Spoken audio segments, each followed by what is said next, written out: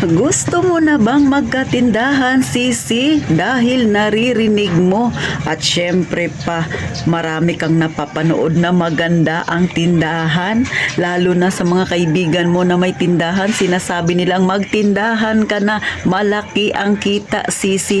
Kaya naman ikaw ay namumotivate. O pues, mag-real talk tayo ngayon. Ito ay hindi ko kayo dinidiscourage, pero gusto kong malaman ninyo ang katotohanan sa likod ng may tindahan. O, hindi mag-plastic-plastic siya titintin. Siyempre, totoo lang yung ating sasabihin. Mga kasari, bago tayo mag-umpisa, pindutin mo na yung subscribe button dyan ni Ate Tintin. At siyempre, pag natapos na, eto na, magkwentuhan na tayo mga kasari.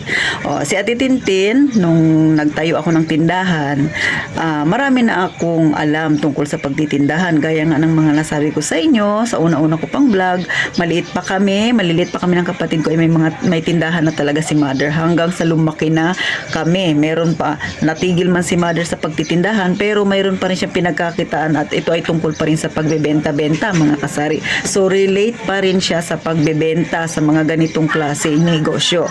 So, ngayon mga kasari, ang pagtitindahan ay hindi lang panay positive. Meron din niyang negative. Take note, hindi ko kayo dinidiscourage sa pagtitindahan. Ito ay ilalabas ko lang ang totoo. Bakit minsan yung nagtitindahan kahit na okay naman yung kanyang lugar, yung area niya, tapos tingin ko naman maganda yung tinatakbo ng negosyo niya, pero nagsasara.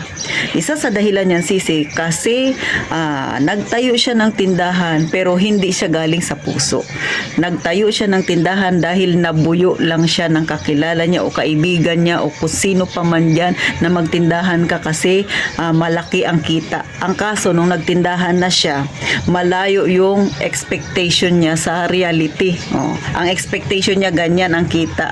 Ang reality hanggang dito.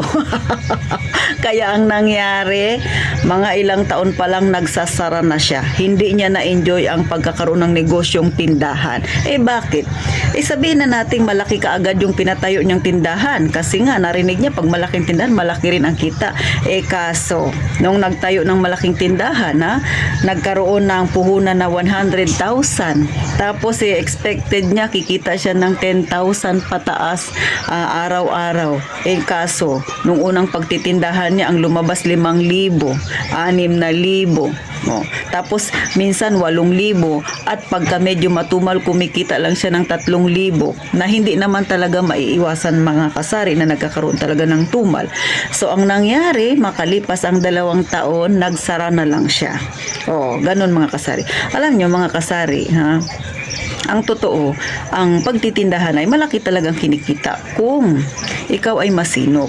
At saka sa pagtitindahan, pag nagsisimula ka ng tindahan, huwag kang mag-expect na malaki kagad ang kikitain mo kasi mangangapa ka pa rin. Kasi syempre, kung taga dyan ka sa inyo, hindi ibig sabihin na taga dyan ka, marami ka kaagad customer. Kasi pag nagtindahan ka, syempre may mas nauna pa sa yung tindahan. At ang mga nauna na yan, ay may kanya-kanya na ring customer na loyal sa kanila. So ikaw na bago, mangangapa ka ngayon. Syempre, ikaw mag-uumpisa ka pa lang na kilalanin yung magiging customer mo at kung sino ba yung magiging loyal sa'yo. Hindi naman niya isang ganon, may customer ka na kaagad na loyal sa'yo. Yan ay pinaghihirapan, Sisi. Sabi ko nga, customer relationship. Pangalawa, mga kasari, siguro kaya din siya nagsara kasi nga yung expectation niya masyadong mataas. Tapos minsan naririnig niya dun sa mga kakilala niya, kumikita ako ng ganito sis, ganyan. Tapos pagdating sa kanya, mas maliit, kalahati lang. So nagkakaroon ng comparison. Kinukumpara niya yung benta ng negosyo niya dun sa kakilala niya, which is mali Sisi. Wag na wag mong ikukumpara.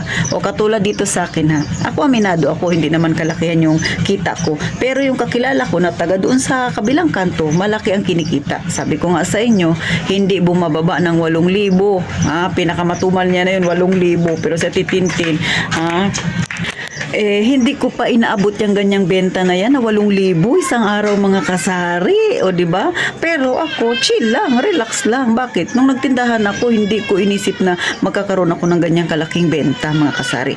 At hindi ko rin naman ikinukumpara yung tindahan ko sa tindahan nila. Kasi magkaiba kami, magkaiba yung paninda namin.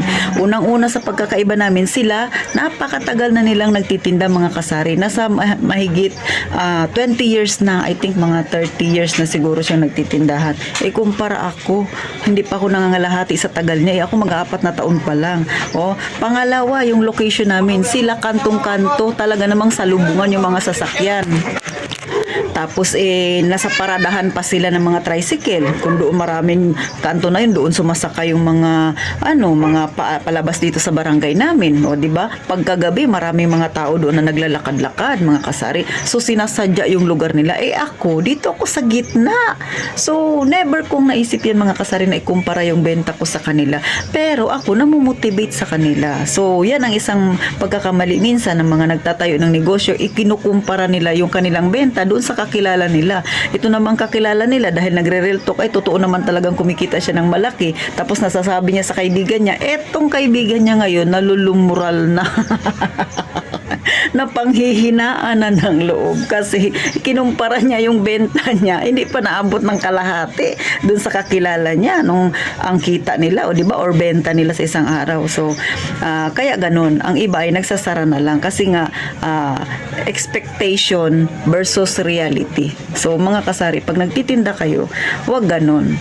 Kumbaga, ako kasi nung nagtinda ako, mga kasari, kaya masaya ako kahit na maliit man ang kita ko, malaki man ang kita ko. Kasi nung nagtindahan ako, hindi ko yan inisip na biglang laki. Sabi ko nga sa inyo, ang pagtitindahan, step by step, parang hagdanan yan, paunti-unti. Kasi yung mga kumikita na ng mga ganyang kalaki, so sa pagtitindahan, mga kasari, dapat matyaga ka talaga. Kung katulad sa akin, maliit ang tindahan ko, pasalamat na ako. So wala akong expectation versus reality, kaya maluwag sa dibdib ko kung malaki man o maliit ang kitain ko, ay okay na okay sa akin.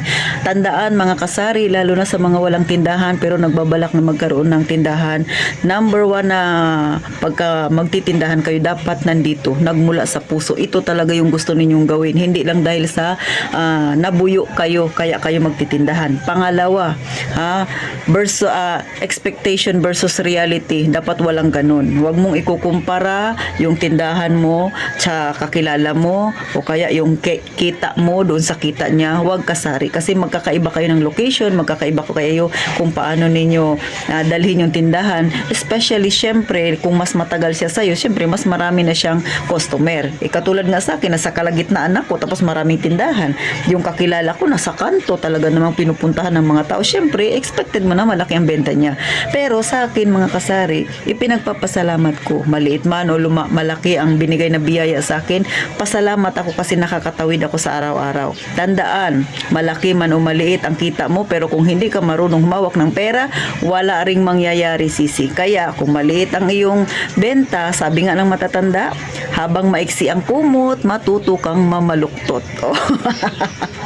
Mga kasabihan ni Ate Tintin na mga sinauna pa. So paano, mga kasari, sana kahit paano itong real talk na ito, huwag nyo namang ipagdamdam, kundi pwede ninyong pag-isipan, sa mga baguhan pa lang sa nagtitindahan at sa magkakaroon pa lang ng tindahan, sana magkaroon kayo ng kaunting idea sa kung ano ba talaga ang realidad ng may tindahan. So paano, mga kasari, gaya ng lagi kong sinasabi, mag-iingat tayong lahat palagi, mga kasari.